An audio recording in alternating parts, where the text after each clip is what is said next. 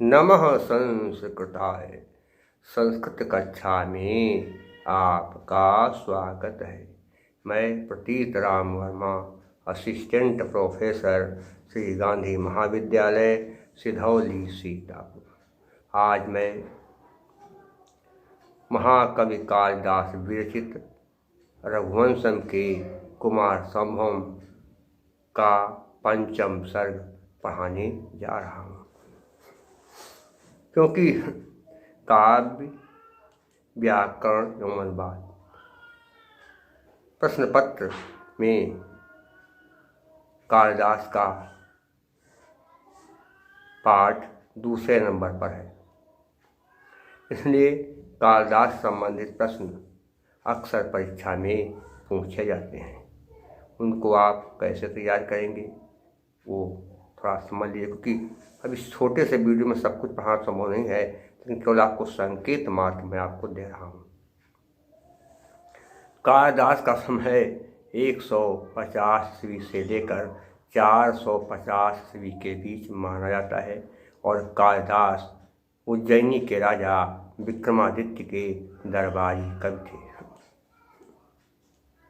कुमार संभवम की रचना उन्होंने अस्त से शुरू किया था।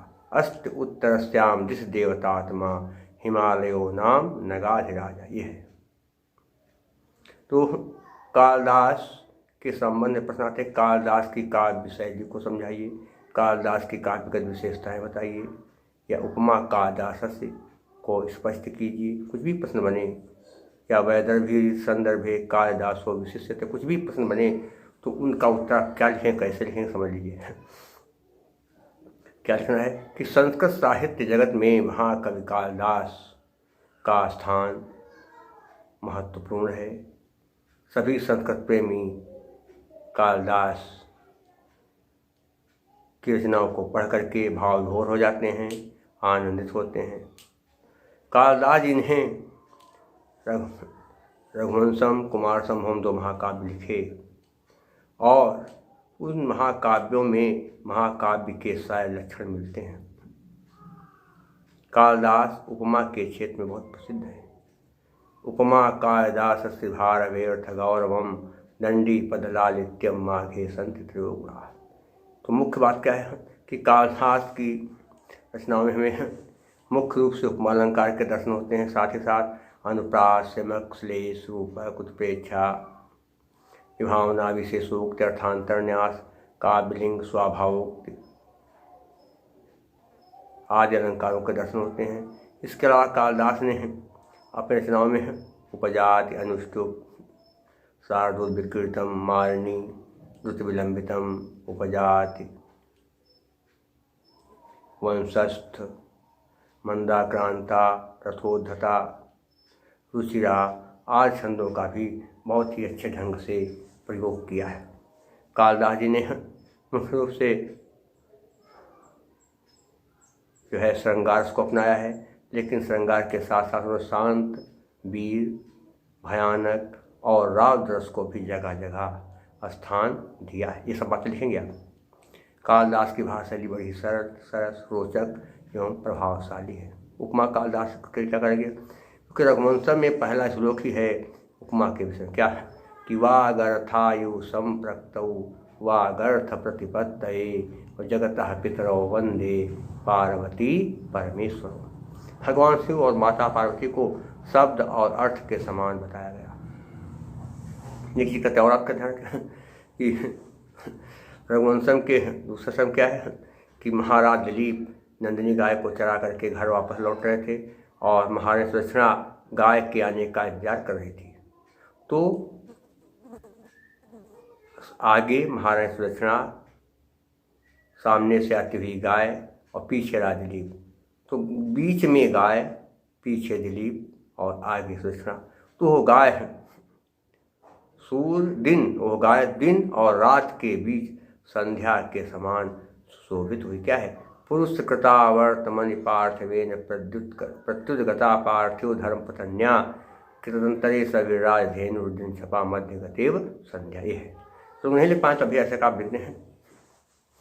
शकुंतला के सौंदर्य को देखकर अर्जुन कहता है कि शकुंतला के अधर किसले के समान लाल हैं, कोमल पत्तों के समान लाल हैं, इसकी दोनों भुजाएं कोमल डालियों के समान। ये सब बातें लिख देंगी।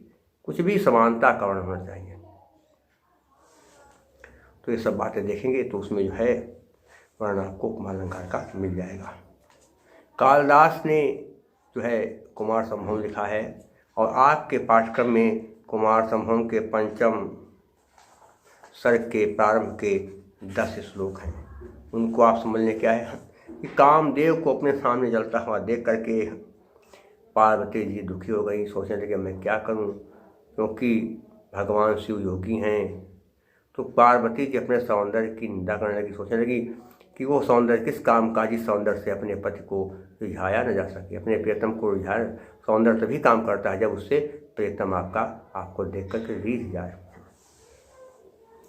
तो पार्वती जी ने भगवान शिव को प्रसन्न करने के लिए तपस्या करना चाहा और उन्होंने अपने माता पिता से भगवान शिव की तपस्या करने के लिए आज्ञा मांगी। लेकिन माँ समझाने की बेटी तपस्या करना कोई बच्चों का काम नहीं है, तपस्या में बड़े कष्ट होते हैं, ये ठीक नहीं है। लेकिन पार्वती ने कहा नहीं माँ मुझे आज्ञा दीजिए।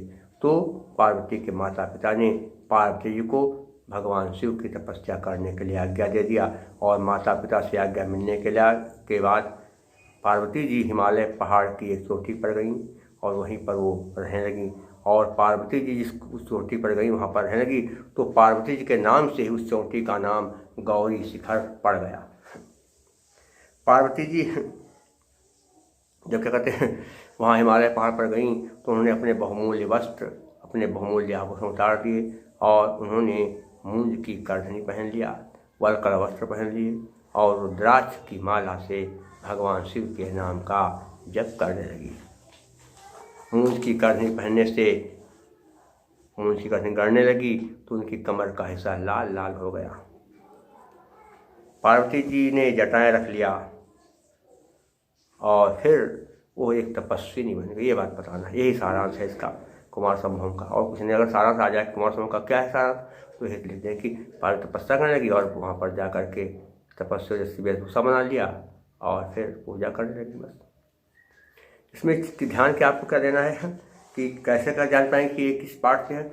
अगर कहते लिखा पिनाकिना पार्वती और गिरीश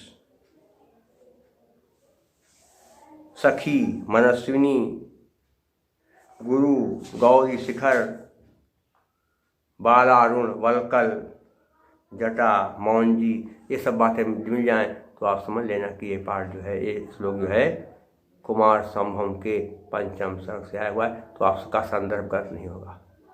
और अगर कहीं का संदर्भ का तो आप कुछ ना पता हो कि किस पाठ से करते लिया गया, कभी ऐसा हो जाता है कि बच्चे के समझ ही नहीं पाते कि श्लोक कहाँ से आया कहाँ से।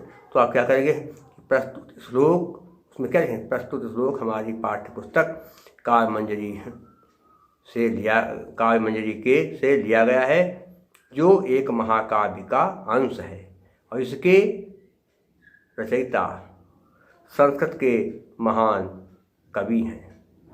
बस इतना लीजिए, एक संस्कृत के महान कवि हैं। महान कवि कुछ भी हो सकता है, तो ऐसा आपका जो है संदर्भ गलत नहीं होगा। तो इन चीज़ों का ध्यान रखते हुए आप तैयारी करेंगे तो आसानी से आप तैयार कर सकेंगे, ऐसा मेरा विश्वास है। तो आज के लिए बस इतना ही, शेष मैं आपको अगले अंक में पढ़ाऊँगा। तब तक के लिए नमः संस्कृताय।